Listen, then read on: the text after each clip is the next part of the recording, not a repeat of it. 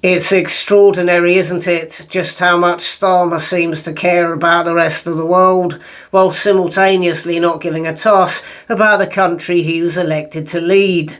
Just yesterday, Gap Year Keir was off gallivanting again, this time in Kiev, racking up the air miles. I mean, there's a planet to save apparently. Ed Miliband wants us all to make sacrifices for net zero, but clearly that doesn't apply to Starmer, who must have a positively gargantuan carbon footprint at this point, given that he's spent the past 5 months travelling all across the globe, brown-nosing all his globalist technocrat buddies, desperate for some of that George Soros and Bill Gates money, indifferent to the consequences for Britain and the British people, who he clearly seems to hold in utter contempt.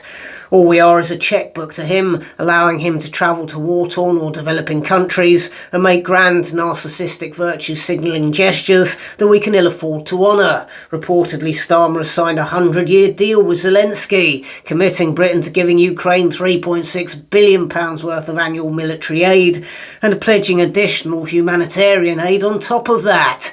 Where does Starmer think he's going to get this money from, now that Reeves has decimated the economy? Starmer committing Britain to endless international aid projects at this point is like a homeless person walking into a Bentley dealership and declaring, "I'll take everything you've got."